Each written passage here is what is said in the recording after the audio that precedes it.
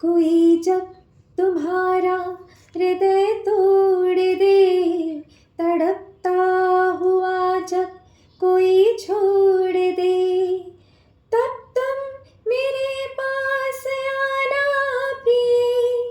मेरा दर खुला है, खुला ही रहेगा तुम्हारे लिए। कोई जब तुम्हारा हृदय तोड़ दे।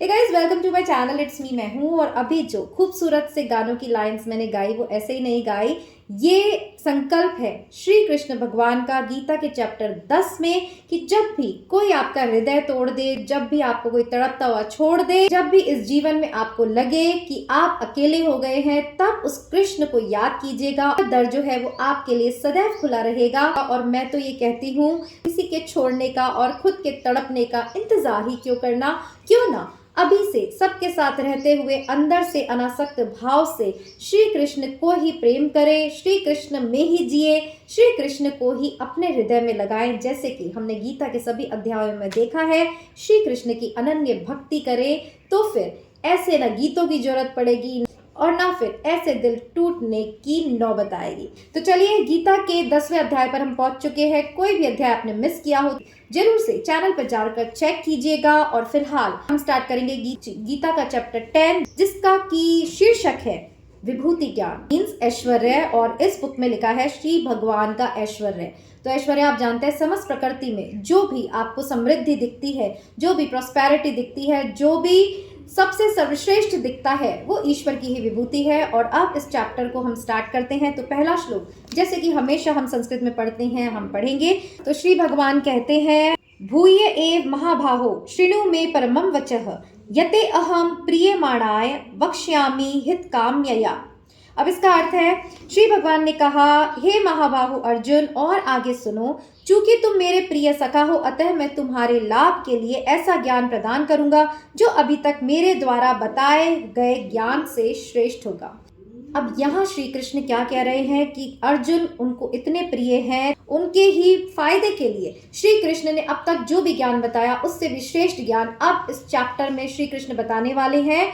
और ऐसे ही जब हम ईश्वर के प्रिय बनेंगे तभी ये चैप्टर हम सुन पाएंगे और तभी इस चैप्टर में जो बोला जा रहा है श्री कृष्ण भगवान के द्वारा उसे हम ग्रहण कर पाएंगे। तो करें उससे पहले गुरु को प्रणाम करते हैं, श्री कृष्ण को प्रणाम करते हैं, कृष्णम वंदे जगत गुरुम, और दैवीय शक्तियों का आह्वान करते हैं ताकि हम इस चैप्टर को पढ़ पाएं और श्री कृष्ण की बातों में जो गंभीरता है, जो मर्म है, उसको समझ पाए। तो चलिए, वे कहते हैं, ना तो देवता गण मेरी उत्पत्ति ऐश्वर्य को जानते हैं और ना ही महर्षि गण ही जानते हैं, क्योंकि मैं सभी प्रकार से देवताओं और महर्षियों का भी करुणा स्वरूप मीन्स उद्गम हूँ। तो श्री कृष्ण यहाँ कहना चाहते हैं कि मेरे ज्ञान और मेरे ऐश्वर्य को तो सिर्फ मैं ही जानता हूँ, जो भी आपको मेरे बारे में बताता है वो अधूरा ही रहेगा, क्योंकि सबका उद्गम यानी सबका उत्पत्ति कारण तो मैं हूँ, पर कोई मैं नहीं बन सकता, इसीलिए मेरा बखान तो सिर्फ मैं ही कर सकता हूँ।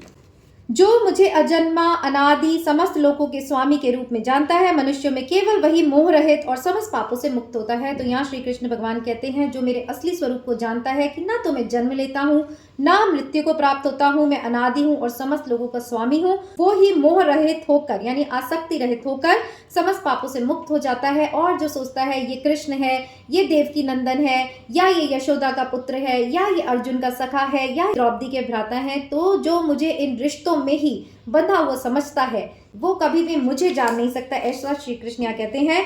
बुद्धि ज्ञान संशय तथा मोह से मुक्ति, क्षमा भाव, सत्यता, इंद्रिय निग्रह, मन निग्रह, सुख तथा दुख, जन्म मृत्यु, भय अभय, अहिंसा, समता, तुष्टि, तप, दान, यश तथा अपयश, जीवों के ये विविध गुण मेरे ही द्वारा उत्पन्न है। तो देखिए, श्री कृष्ण यहाँ कहते हैं कि सब में मैं हूँ। अब यहाँ जितनी भी व्याख्या की गई है कि दान भी मैं हूँ, तप भी मैं हूँ, यश भी मैं हूँ, अपयश भी मैं हूँ, मतलब अच्छे में भी मैं हूँ, बुरे में भी मैं हूँ, अच्छे में मैं सर्वश्रेष्ठ हूँ और बुरा जो भी हो रहा है वो भी मेरे अधीन है, मेरी अध्यक्षता में हो रहा है। तो यहाँ जो लोग सोचते हैं कि ये दुनिया तो ऐसे ही चल रही है, किसी का कोई कंट्रोल नहीं है, बुरे वाले बुरे कर रहे हैं, तो मैं आपको बता दूं, वो भी ईश्वर के अधीन है, वो उतना ही बुरा कर पा रहा है, उसी के साथ कर पा रहा है जिसको कि इस बुरे का फल भोगना है। इसलिए कहते हैं कर्मों की सजगता। गीता को अगर आप पढ़ेंगे तो कर्म करने से डरेंगे, लोगों को दुखी करने से डरेंगे, और ऐसी अवेयरनेस आप में भी आ जाएगी अगर आप ये सारी सीरीज फॉलो कर रहे हैं या और अब से भी आप इसे फॉलो करना शुरू करेंगे। तो गीता का ज्ञान सिर्फ किताबी ज्ञान नहीं है, ये प्रैक्टिकल ज्ञान है जो हमें उतारना है अपने जीवन में। हम सोचते हैं भगवत गीता कोई ग्रंथ है, उसकी पूजा तो करते हैं, बट उसे खोल कर पढ़ कर अपने अंदर उसे उतारने का प्रयास जब तक हम नहीं करेंगे तब तक भगवत गीता का कोई औचित्य हमारे जीवन में नहीं है, और तब तक श्री कृष्ण को हम समझ नहीं पाएंगे। आगे चलते हैं। सप्तर्षिगण तथा उनसे भी पूर्व 4 अन्य महर्षि एवं सारे मनु यानी मानव जाति के पूर्वज सब मेरे मन से उत्पन्न हैं, और विभिन्न लोकों में निवास करने वाले सारे जीव उनसे अवतरित होते हैं। तो यहाँ श्री कृष्ण कहते हैं कि सब मुझ में है, सब मुझसे अवतरित हो रहे हैं, पर फिर भी कोई मुझे नहीं जानता। जो मेरे इस ऐश्वर्य तथा योग से पूर्णतया आश्वस्त है, वह मेरी अनन्य भक्ति में तत्पर होता है, इसमें तनिक भी संदेह नहीं है। और यहाँ श्री कृष्ण भगवान कहते हैं कि जो मुझे जान जाता है मेरे बताने पर भी, संतों के समझाने पर भी, तो मेरा ऐश्वर्य पूर्णतया उसे मिलेगा, इसमें संशय नहीं है। शर्त सिर्फ इतनी है, मेरी अनन्य भक्ति। आगे चलते हैं। मैं समस्त आध्यात्मिक तथा भौतिक जगतों का कारण हूँ, प्रत्येक वस्तु मुझसे ही उद्भूत है। जो बुद्धिमान ये भली भांति जानते हैं वे मेरी प्रेमा भक्ति में लगते हैं तथा हृदय से पूरी तरह मेरी पूजा में तत्पर होते हैं। तो यहाँ श्री कृष्ण कह रहे हैं कि जो जानते हैं कि सब में मैं हूँ और सब कुछ मुझसे ही उत्पन्न हुआ है, वो मेरी प्रेमा भक्ति में लग जाते हैं। उनको समझ में आ जाता है कि कृष्ण के अतिरिक्त कोई प्रेम करने वाला है ही नहीं, और इसीलिए गाना मैंने आगे गाया, उसका मैंने आपको यही समझाया कि प्रेम करना है तो कृष्ण से क्यों किसी जगत के व्यक्ति से प्रेम किया जाए, और फिर क्यों अपने दिल को तोड़ा जाए, और फिर क्यों विरह की आग में जला जाए। बट ये भी जो देखिए आसान नहीं है ये योग, मन की इंद्रियों को कंट्रोल करना, क्योंकि पूरा जगत तो माया के पर्दे में चल रहा है। हमें इश्क होता है, मोहब्बत होती है, रोना धोना हमारी लाइफ में चलता रहता है। मैं कहती हूँ प्यार, इश्क, मोहब्बत, शादी सब डेस्टिनी से होगी, अपने समय पर होगी। सिर्फ आपको अपने कर्मों में सतर्कता रखते हुए कृष्ण को निरंतर स्मरण करते रहना है। संन्यास से इसका कोई लेना देना नहीं है कि आप भगवा वेश धारण करें। संन्यास मन की स्थिति होती है, सब कुछ करते हुए, माता पिता को प्रेम करते हुए, बीवी और बच्चों के लिए कर्तव्य को निभाते हुए आप अनासक्त भाव से कैसे जीवन जी सकते हैं, यही पिछले अध्यायों में श्री कृष्ण में बता रहे हैं। तो जीवन में जब भी उतरेगा जब इसे बार बार रिपीट करेंगे, योगाभ्यास करेंगे, क्योंकि जब जगत की वस्तु भी हमें बिना किसी अभ्यास के नहीं मिलती है, तो वो ईश्वर जिसने इन सबको बनाया है वो आपको यूं ही सस्ते में मिल जाएगा। ये बात ना तो लॉजिकल है और ना सच है। आगे चलते हैं। मेरे शुद्ध भक्तों के विचार मुझ में वास करते हैं, उनके जीवन मेरी सेवा में अर्पित रहते हैं, और वे एक दूसरे को ज्ञान प्रदान करते हैं तथा मेरे विषय में बातें करते हुए परम संतोष तथा आनंद का अनुभव करते हैं। तो यहाँ भक्तों की बात बताई गई है कि जो भक्त मेरा चिंतन करते हैं, मेरी ही चर्चा करते हैं, अपने जीवन को मुझ में ही समर्पित करते हैं और दूसरों को भी मेरी ओर आने की प्रेरणा देते हैं, वह मुझे अति प्रिय है और वो ही सच्चे आनंद का अनुभव करते हैं। जो प्रेम पूर्वक मेरी सेवा करने में निरंतर लगे रहते हैं, उन्हें मैं ज्ञान प्रदान करता हूँ, जिनके द्वारा वे मुझ तक आ सकते हैं। और जिसमें कृष्ण की अनन्य भक्ति होगी उन्हें ही कृष्ण वो ज्ञान प्रदान करेंगे कि उस ज्ञान का फायदा उठाकर वो कृष्ण तक पहुंचेंगे। तो जैसे कि हमने चौपाई सुनी है कि बिनु सत्संग विवेक न होई, राम कृपा बिन सुलभ न सोई, कि सत्संग के बिना विवेक नहीं होता, और सत्संग और विवेक, सत्संग के बिना विवेक नहीं होता, और ये सत्संग किसके बिना नहीं होता, राम की कृपा के बिना नहीं होता। तो देखिए संत कितने समझाने में लगे हुए हैं, यूट्यूब पे कितने अच्छे अच्छे वीडियोस हैं, बट हम क्या देखते हैं, रील्स। हम क्या सुनते हैं, मनोरंजन के कार्यक्रम। तो ईश्वर की जब अनंत कृपा होगी तभी आपको इस ज्ञान में रस आएगा, और तभी आप कृष्ण की कृपा से ही कृष्ण को जान पाएंगे। और ये भी जो मैं वीडियोस डाल रही हूँ, आप देखिए कितनों तक पहुँचते हैं। थोड़ी देर में ही हम इस ज्ञान से डिसइंटरेस्ट होने लग जाते हैं, क्योंकि संस्कारों का जो हमारे ऊपर आवरण इतना होता है, तो हमें इन बातों में, हमारे जीवन को सुंदर बनाने वाली बातों में हमें रुचि नहीं आती है, और यही होता है प्रारब्ध। इसीलिए प्रारब्धवश जन्मों की साधना होगी, तभी आपको इस ज्ञान को सुनने को मिलेगा, और तभी आपको इसमें इंटरेस्ट भी आएगा। आगे चलते हैं। अर्जुन ने कहा, आप परम भगवान, परम धाम, परम पवित्र, परम सत्य हैं। आप नित्य, दिव्य, आदि पुरुष, अजन्मा तथा महानतम हैं। नारद, असित, देवल तथा व्यास जैसे ऋषि आपके इस सत्य की पुष्टि करते हैं, और अब आप स्वयं भी मुझसे प्रकट कर रहे हैं। तो यहाँ अर्जुन जो है इस पॉइंट पर, अभी तक तो वो उनको सखा मान रहे थे, बट जब भगवान ने उनको पिछले चैप्टर में परम गुह्य कॉन्फिडेंशियल यानी सीक्रेट ज्ञान बताया, जो कि बहुत ही इंटरेस्टिंग चैप्टर था। मैं इसमें टैग कर दूंगी, आप ज़रूर से उसे देखिएगा, मिस मत कीजिएगा। गीता का सबसे इंपॉर्टेंट चैप्टर मुझे वही लगा। तो ये सब जानने के बाद अर्जुन को पक्का विश्वास हो गया कि ये मेरे जो सखा दिख रहे हैं वो श्री कृष्ण है, भगवान है, और इसीलिए उन्होंने उनको विभिन्न उपमाएं दी कि आप परम पवित्र है, परम सत्य हैं। और यह भी बताया कि ऋषि मुनि तो आपकी स्तुति गाते ही हैं, अब आप स्वयं मुझ पर कृपा करके अपने इस स्वरूप का वर्णन कर रहे हो। आगे चलते हैं। हे कृष्ण, आपने मुझसे जो कुछ कहा उसे मैं पूर्णतः सत्य मानता हूँ। हे प्रभु, न तो देवतागण न असुरगण ही आपके स्वरूप को समझ सकते हैं। तो जैसे कि कृष्ण ने खुद आगे कहा कि मुझे कोई समझ नहीं सकता, मुझे कोई समझा नहीं सकता, मैं ही खुद को अभिव्यक्त कर सकता हूँ, क्योंकि मैं भगवान हूँ, क्योंकि मैं नक्षत्रों का स्वामी हूँ। और हर कोई व्यक्ति जो है वो कृष्ण के बिना अधूरा है। तो अगर कोई स्वयं अधूरा है तो वे उस परम पूर्ण परमात्मा की क्या ही व्याख्या कर सकता है, उसकी हर व्याख्या अधूरी है। तो इसीलिए भी गीता इंपॉर्टेंट है कि यहाँ जो भी बताया जा रहा है वो ईश्वर द्वारा स्वयं बताया जा रहा है। और अगर आप इसे सुनने के बड़भागी बने हैं तो फिर इसे यूं ही मत जाने दीजिएगा, इसका लाभ अपने जीवन में जरूर उठाइएगा।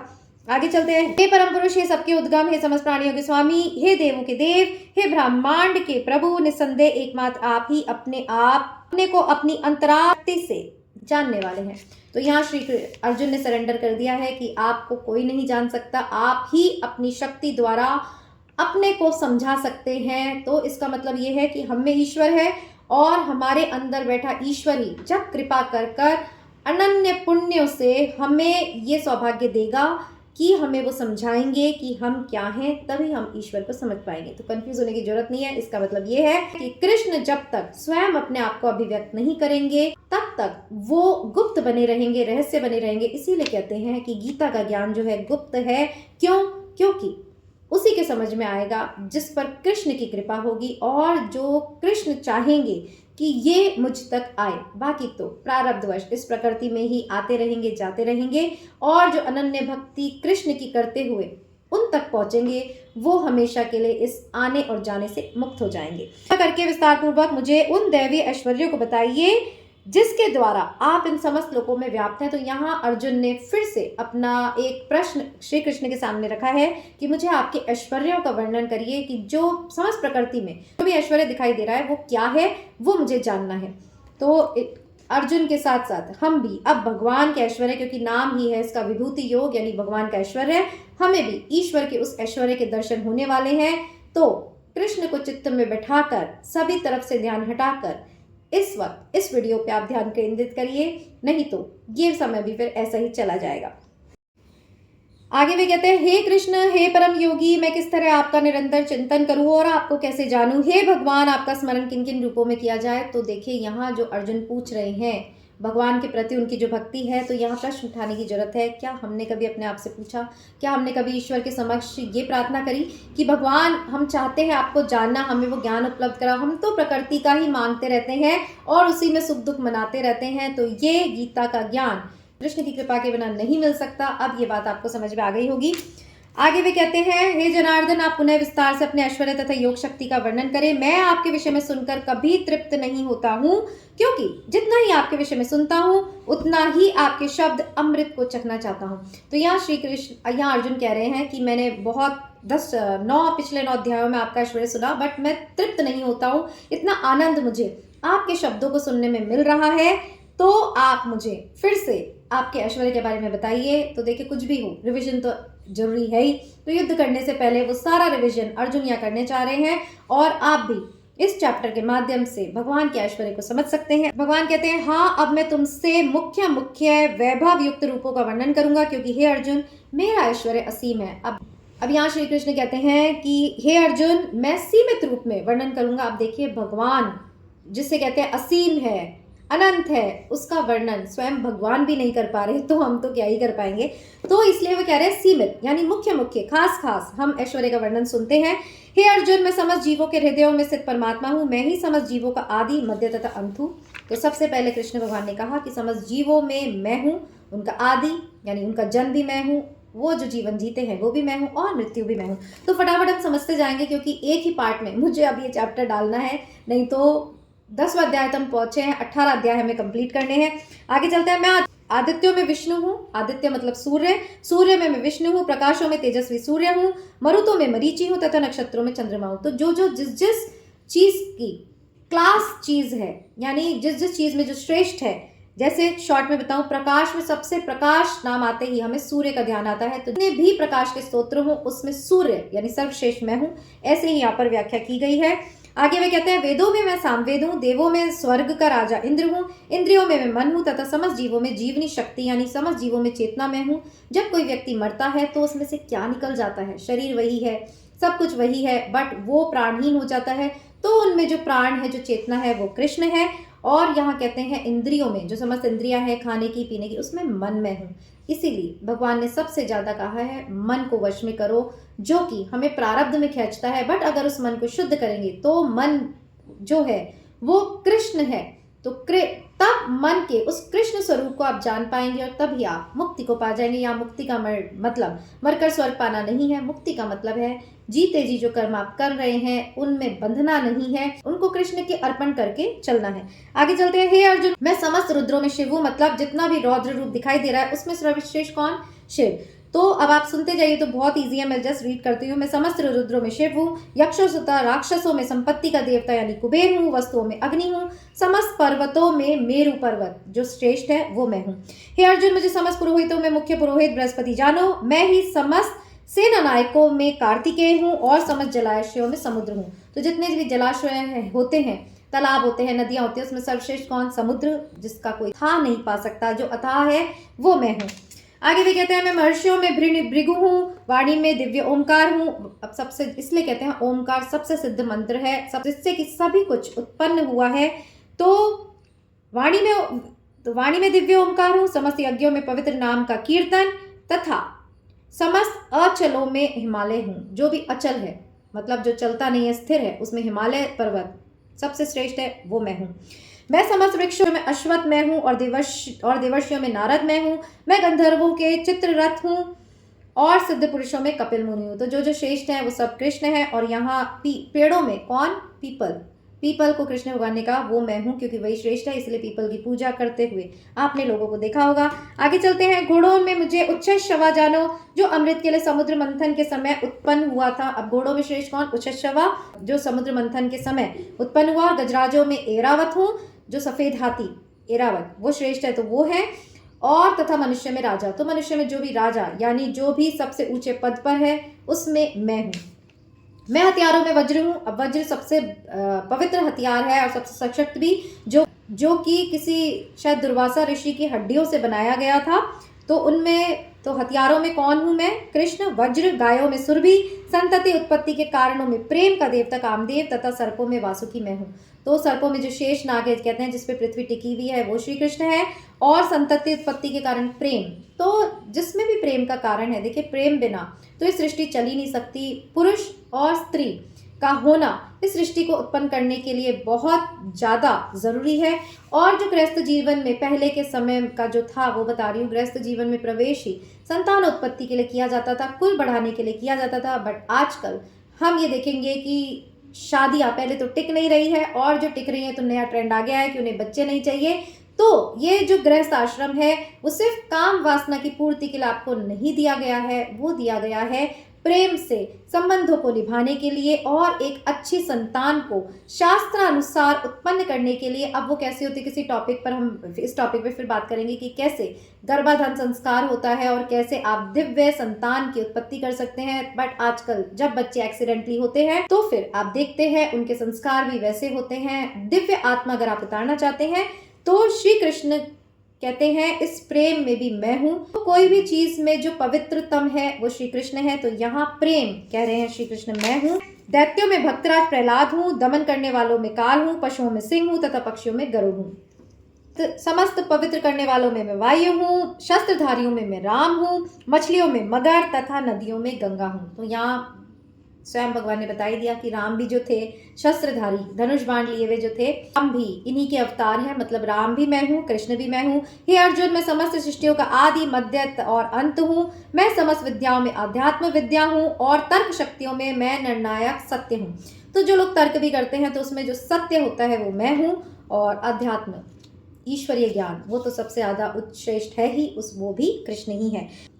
अक्षरों में मैं आकार हूँ और समासों में मैं द्वंद्व समास हूँ। मैं शाश्वत काल भी हूँ और रुष्टाओं में ब्रह्मा हूँ। तो यहाँ कृष्ण कहते हैं ब्रह्म भी मैं हूँ, अक्षर में अकार हूँ, यानी जिससे अक्षर माला शुरू होती है वो मैं हूँ। संस्कृत में जो समास हमने पढ़े हैं, द्वंद्व समास, द्विगु समास, उसमें द्वंद्व समास मैं हूँ। मैं सर्वभक्षी मृत्यु हूँ और मैं ही आगे होने वालों को उत्पन्न करता हूँ। स्त्रियों में मैं कीर्ति हूँ, श्री, वाक, स्मृति, मेधा, घृति तथा क्षमा हूँ। तो यहाँ श्री कृष्ण भगवान ने कहा मैं क्या क्या हूँ, सीमित मात्रा में उन्होंने बताया। और यहाँ जो इम्पोर्टेंट है वो ये है कि मृत्यु भी मैं हूँ, और जब कोई जन्म लेता है तो उसका कारण भी मैं हूँ। मैं सामवेद के गीतों में बृहत साम हूँ और छंदों में गायत्री हूँ। समस्त महीनों में मैं मार्गशीर्ष हूँ, तथा मतलब माघ का जो महीना है श्री कृष्ण कहते हैं वो सबसे ज्यादा पवित्र है, वो मैं हूँ। तथा समस्त ऋतुओं में फूल खिलाने वाली वसंत ऋतु भी मैं हूँ। ऋतुओं में कौन? वसंत। मैं छलियों में जुआ हूँ। अब जो ईश्वर बता रहे हैं कि मैं छलियों में जुआ हूँ। अब जो छल करने वाले हैं उसमें सबसे ज्यादा किससे छल किया जा सकता है, जिसका आप सब कुछ हर सकते हैं, वो है जुआ। तो द्युत क्रीड़ा, ये जो जुआ है वो भी श्री कृष्ण कहते हैं मैं हूँ। तेजस्वियों में तेज जो है वो मैं हूँ, मैं ही विजय हूँ, साहस हूँ, बलवानों का बल हूँ। तो यहाँ कृष्ण इतनी इतनी बातें कह रहे हैं, तो जहाँ भी ये सब चीजें होंगी वो तो पवित्र होनी ही है, क्योंकि वहाँ कृष्ण है। मैं कृष्ण वंशियों में वासुदेव और पांडवों में अर्जुन हूँ। यहाँ अर्जुन को भी देखिए श्रेष्ठ बताया गया है। तो कहा अगर मुझे यहाँ भी देखा जाए तो हूँ तो मैं सब में, पर सबसे ज्यादा मैं किसमें अभिव्यक्त हो रहा हूँ? जो पवित्रतम है, जो श्रेष्ठ है, यानी अर्जुन। वृंशिवशियों में वासुदेव जो सबसे सर्वश्रेष्ठ थे, इनके पिता। मैं समस्त मुनियों में व्यास तथा महान विचारकों में उष्णा हूँ। अराजकता का दमन करने वाले समस्त साधनों में मैं दंड हूँ, और जो विजय के आकांक्षी हैं उनकी मैं नीति हूँ। रहस्यों में मैं मौन हूँ और बुद्धिमानों में ज्ञान हूँ। इन सब की इतनी ट्रांसलेशंस की जरूरत नहीं है, सिंपल हिंदी में लिखा है कि जो भी जहाँ भी सर्वश्रेष्ठ है वहाँ श्री कृष्ण है। यही आगे वे कहते हैं यही नहीं हे अर्जुन, मैं समस्त सृष्टि का जनक बीज हूँ। ऐसा चर तथा अचर कोई भी प्राणी नहीं है जो मेरे बिना रह सके। देखिए, हम अगर बेहोशी में जीवन जी रहे हैं तो हम इस कृष्ण तत्व की अवहेलना कर रहे हैं। इसीलिए भगवत गीता को पढ़ना बहुत इंपॉर्टेंट है, ताकि आप जान सके। क्या आपने कभी अपने से प्रश्न भी उठाया कि मैं कौन हूँ? हम तो सोचते हैं हम इसकी बीवी हैं, या इसके पति हैं, या इसके बच्चे हैं, या हम नौकरी करने वाले हैं। आप असल में क्या है? उस कृष्ण तत्व को जब आप पहचानेंगे तो ही ये मनुष्य जन्म सार्थक है। ऐसा कृष्ण भगवान कहते हैं। आगे श्री कृष्ण कहते हैं हे परम तप, मेरी दैवी विभूतियों का अंत नहीं है। मैंने तुमसे जो कहा वह तो मेरी अनंत विभूतियों का संकेत मात्र है। तो ईश्वर का ऐश्वर्य इतना है। अब आप बताइए क्या ही मांगेंगे उस ईश्वर से जिसकी समस्त प्रकृति है? वो आपको क्या नहीं दे सकता? अरे बिना मांगे आपके सोचने मात्र पर दे सकता है। शर्त इतनी है, उससे मांगना है, उसकी ओर चलना है। और अगर आपको वो मिल जाए तो क्या उसकी प्रकृति उससे भिन्न है? वो भी मिलेगी। बट हम क्या करते हैं, इस प्रकृति में ही अपनी सारी ऊर्जा लगा देते हैं, और जब ध्यान करने की सोचते हैं, बैठते हैं, हमें नींद आती है या हमें रुचि नहीं होती, और इसी तरह हम इस जीवन को खो देते हैं। तो ये होश बना के रखना चाहिए कि कुछ भी करते हुए कृष्ण का या जिस भी ईश्वर का, कहते हैं समस्त देवों में भी मैं हूँ, जिस भी ईश्वर को आप मानते हैं उसका निरंतर जप, सांस के साथ आहुति उसके जप की देनी चाहिए। कर्म आप जो करें करते रहिए, और जब आप ईश्वर का नाम लेते हुए कर्म करते हैं तो बताइए वो गलत हो सकता है क्या? तो यहाँ आप गलत कर्म के फलों से भी बच जाएंगे।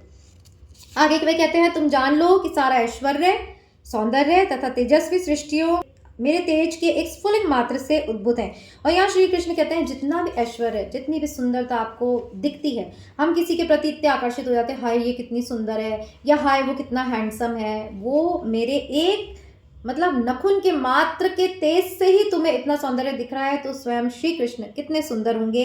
तो कौन है प्रेम करने लायक और कौन है इतना आकर्षक, वो तो आपको अब समझ में आ ही गया होगा। कृष्ण और सिर्फ कृष्ण।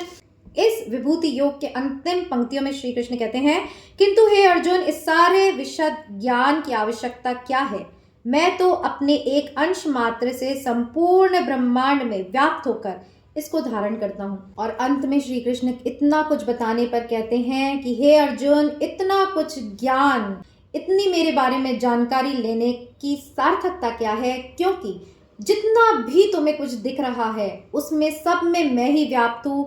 ब्रह्मा से लेकर एक चींटी तक, उसमें भी जो कुछ भी है वो इसलिए है क्योंकि उसमें कृष्ण तत्व है। इसे ऐसे समझिए, हम भी अपने आप को जो इतना सुंदर समझते हैं या इतना टैलेंटेड समझते हैं, इसका भी जो स्रोत है वो कृष्ण है। अगर हम में से प्राण निकाल दिया जाए तो फिर हमारे साथ कैसा व्यवहार होता है कि फटाफट इस शरीर को जला कर आओ, अरे ये तो मृत शरीर है, अरे ये तो ये है। तो हमारी कीमत भी जो है वो कृष्ण तत्व से है। तो यहाँ कृष्ण यही समझाना चाह रहे हैं कि इन सब ऐश्वर्य में, इन सब चीज़ों में नहीं पड़ना है। आपको सिर्फ एक बात याद रखनी है कि मैं हूँ कृष्ण, मैं हूँ सब में व्याप्त, मेरे इतने रूप हैं, मेरी इतनी अभिव्यक्ति है, मेरा इतना ऐश्वर्य है। अगर आप मुझ तक आओगे तो ये सब चीज़ अपने आप अभिव्यक्त हो जाएगी, अपने आप प्राप्त हो जाएगी। आप इधर उधर भटकेंगे तो आपको मेरा कुछ ही अंश जानने को मिलेगा, बट अगर आप मुझे जान लेंगे तो मैं अपना समस्त ज्ञान,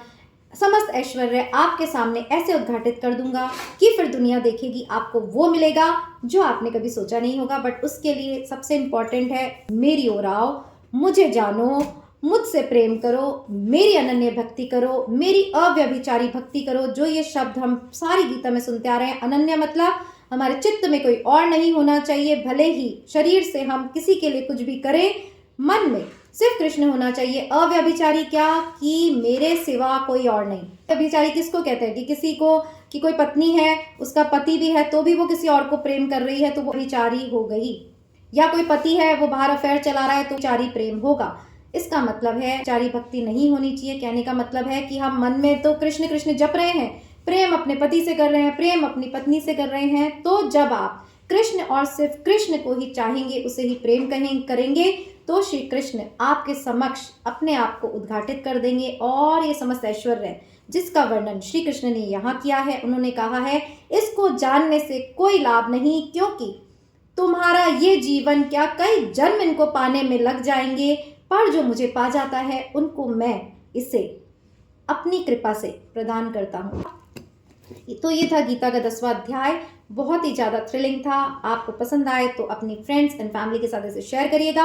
और हम मिलेंगे गीता के 11वें अध्याय में, जो कि बहुत इंपॉर्टेंट है, विराट रूप। ईश्वर ने अपना विराट रूप अर्जुन को दिखाया।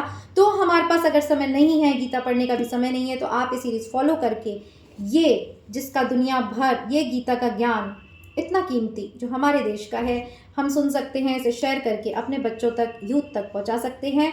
और ये मिलेगा भी उसे जिस पर कृष्ण की कृपा होगी। इसलिए मैं बिल्कुल भी हतोत्साहित नहीं होती कि इसे 100 जने सुने या 50 जने सुने, क्योंकि ये सुनेगा वो ही जिस पर कृष्ण की कृपा होगी। और तो फिर कितने सुने, कौन सुने, किस तक पहुँचे, ये हमारी चिंता का विषय नहीं है।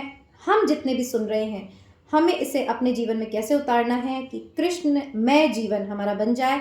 यही इस सीरीज को चलाने का पर्पस था। और फिर मिलेंगे इट्स मी मैं हूँ पर। टिल देन, जय श्री कृष्ण।